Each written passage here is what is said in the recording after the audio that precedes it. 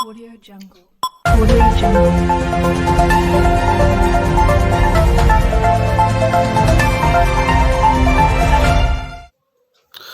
गोड़ लागतानी समाचार चौगाई के वायदा से बटुए। खबर के हेडलाइन सुनी। नाबालिग से छेड़खानी के विरोध करे पे असामाजिक तत्व लाठी डंडा रॉड तलवार से कइले महादलित परिवार पे हमला।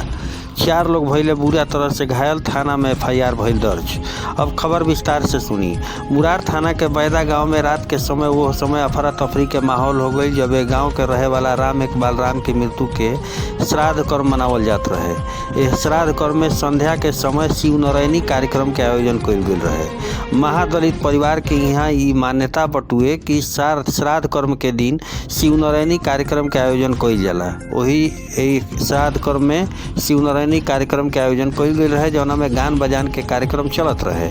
यह गान बजान कार्यक्रम में कुछ असामाजिक तत्व भी पहुँच गए। रात भर ये लोग शिव नारायणी कार्यक्रम के देखले। एक बाद जैसे ही रात 11 बजल एक आसपास यह मृत मरे वाला राम इकबाल राम के घर के लड़की शौच खातिर बाहर जात रही और लड़की के साथे उनकर मौसी भी रही। यही क्रम में कुछ असामाजिक तत्व लड़की के साथ छेड़खानी करे शुरू कर दिले। ओकर हाथ पकड़ के कहीं और लेके जाए के कोशिश करे लगले। यही दौरान उनका साथ शौच खातिर जात उनकर मौसी हल्ला मचावे शुरू कैली। वो हल्ला देख या सामाजिक तत्व लोहा के राड आ तलवार से ये लोग पर हमला कर दिले। एक क्रम में राम इकबाल राम माने मृत राम इकबाल राम के बहिन जौन की इनकर श्राद्ध कर्म में शामिल होकर लाखंडी हरासैल रही बुरा तरह से घायल हो गई। इनकर हाथ के अंगूठा पूरी तरह से कट गिल रहे। एक बाद यही परिवार के कई लोग बचाव में अले जौना में आशा देवी पति के नाम ललित मोहन राम पिता के नाम हरिश्चंद्र राम गौरी शंकर राम पिता हरिशंकर राम बुरा तरह से घायल हो गए। आनंद फानन में यही रात्रि में ये लोग मुरार थाना के प्रभारी मनोज पाठक के फोन कइल। मनोज पाठक मुरार थाना के ASI राजकुमार सिंह के मौका पे भेज देनी। एक बाद ये लोग घायल लोग प्राथमिक स्वास्थ्य केंद्र में उपचार खातिर पहुंचल। मुरार थाना के पुलिस भी पहुंच गई। पहुंचला के बाद ये लोग के फर्द बयान पे नामजद लोग पे सुबह में FIR दर्ज कइल गई। यह नामजद FIR में बैदा गांव के आधा दर्जन लोग पे FIR दर्ज कइल गई बा। तीसरा दफा हटुए कि लोग पर भइल बा हमला। एजा के महादलित परिवार के लोग बतावत रहे कि तीसरका बार बटुए जब ई सामाजिक तत्व ई लोग पे हमला कइले बने, लेकिन सामाजिक दबाव के चलते हर बार ई लोग मामला के दबा देत रहन। 2 बार इनका द्वारा कइल गइल मामला के थाना पे जाए ही ना दिहल गइल। तब बतावत चली कि बड़ा खबर बटुए एगो नाबालिग से छेड़खानी के विरोध पे असामाजिक तत्व लाठी डंडा तलवार रॉड से कइले हमला। ई लोग कहता कि ई लड़की जात रहे शौच खातिर। यही क्रम में ये लोग यह प्रकार के काम कइल। ई परिजन के कहना बटुए कि ई लोग के मन बढ़ गइल बटुए। हमनी के बार दबावल जात बड़ुए। ई लोग पूरा तरह से गोलबंद बने मुरार थाना में पहुंच गइल बने। FIR के प्रक्रिया शुरू हो गइल बटुए। बता दी कि रात्रि के घटना हटुए रात्रि 11 बजे दुर्घटना घटल। एक बाद से पूरा आनंद फानन में ये लोग पहुंचला के बाद अपन चिकित्सा करावल। प्राथमिक स्वास्थ्य केंद्र के प्रभारी बतैनी कि हालांकि केहू के स्थिति गंभीर नहीं खे, लेकिन फिर भी एहतियातन ट्रीटमेंट कर दिहल बटुए। केहू के अंगुरी टूटल बा, केहू के कपार फाटल बा। इहे ना बाजा बजावे वाला लोग के भी ना छोड़ले रहे। बाजा बजावे वाला लोग के भी मरले बा।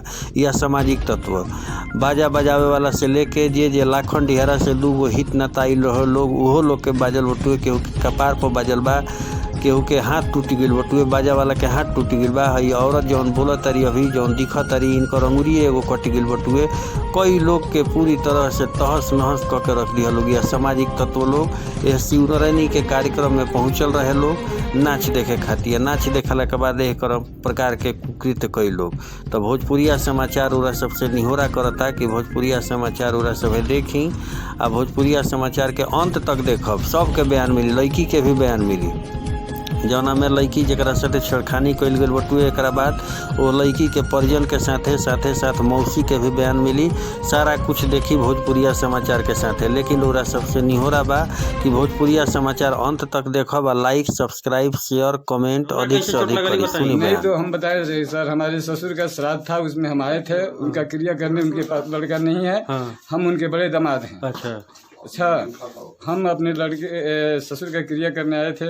उसमें गांव वाले बोले कि पाहुन शिव नारायणी करा दीजिए। इसके बाद भोजपुरी बोली तो हम शिवनारायणी करावे लगनी है। हाँ शिवनारायणी करावे लगनी है। वही में एगो हमारा सार के लड़का कहीं कोई लड़ा रिश्तेदारी में उन्हें से एगो लेडीज लिया के चली आई था। लेडीज के नाच भी होखे लगा था शिवनारायणी में। तो ये सारा जादव समाज के लोग आगे देखा था, विधिवत बढ़िया से देखा था। लेडीज भी रहे नाच में, लेडीज एगो रहा है, मात्र एगो लड़का लिया गया। अच्छा अच्छा ना, ये लोग 4-3 माने लड़का तो बहुत था जादव का। हाँ। सब समाज में बैठ करके देख रहा था। इसके बाद हम लोग अपने काम में उलझ गए। तब तक हमारी पत्नी अपनी एक लड़की को लेकर के, बहन की लड़की को लेकर के जा रही थी शौचालय के लिए। इतने में हम लोग घर में थे, मगर ये लोग जब गई तो इनको लड़की को पकड़ करके खींचना शुरू कर दिया। हमारी पत्नी जब बोलने लगी तो इस पर हमला बोला। ये जब का नियत रहे, नियत का रहे, पकड़े के नियत का रहे? बुरा व्यवहार, बेइज्जत करना। और दूसरा इरादा क्या था हम लोगों का, जब वो हल्ला करने लगी उसको जब मार दिए लोग तो हमको चिल्लाई। हम दौड़े दौड़े गए, सर हमको भी रड से मार दिया सर। सबको मार दिया सर? जी सर। क्या नाम है आपका? गौरी शंकर। घर लाखन-ढेरा। घर कहाँ पे बताइए? हमार लाखन-ढेरा घर है। अच्छा, ये कहाँ रही? हमारे एजा नैहर हटे बैदा। अच्छा। बूढ़ एगो बाप रहलन, भाई ओइ नैखन जा, बूढ़ बाप रहलन, 2 बहिनिए बानी जा। तो लाखन-ढेरा घर है। आ बूढ़ बाप हमार मर गया है। उनकरे काम में मेरा रहल है, काम क्रिया रहल है। तो काम क्रिया रहल है तो अपन लड़किया के कनी की चल बहरी तो लिया गोनी हनु तो 2-3 गो गुंडा अइला हस। तब अइला हसन तो एक हाथ धो के घींचे लगल हस। हमनी के आगा पीछे रहनी जा, हाथवा धो के घींचे लगल हस। तो हम बोलनी हनु, जिसका फाटा होगा हम बोलनी है तो लगल हस मारे। हमारा के घींच के हेने कर देला हस, मारे लगल हस। आ चीची अइली है, इनका के बोलनी है, ये हमर सामान खारी के लइका, सुशील के लइका, इनका के बोलौनी है तो इनको के मारे लगल हस। हमारा के पटुआ गोनी है, गिर गोनी है, मार देला हस। आ एकरा के घींच के आ हेने खेत में कइले बा। का नाम हरौ? हमर पियरिया देवी। पति के नाम? गौरी शंकर। घर? लाखन-ढेरा। लाखन-ढेरा। हमनी को सुतर रहनी हो जो। अच्छा। नाच उस देख के। हाँ। ओकरा बाद पता चल के मार भइल बा। अब गुने छोड़ावे, अब एक आदमी को छोड़े नहीं हो। हाँ। अब उल्टा दोषी हम, तू काहे छोड़ेले? अच्छा, ये तू काहे छोड़ेले? हाँ। के मरल से तारा के? पूरा अही टोली। माने नाम हम कुछ देखल है कोनो के जे तारा के? हाँ, भिखारी को लेकर रहले हैं। ददन को रहले।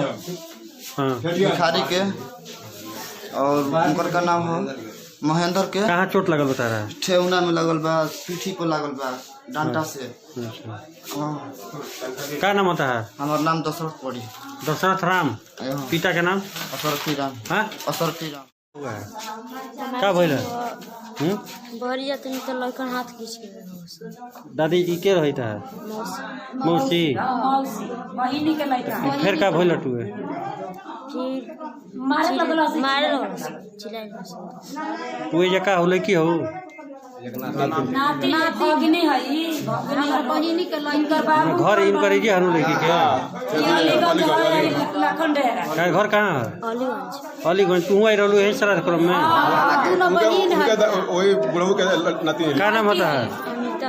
अनीता।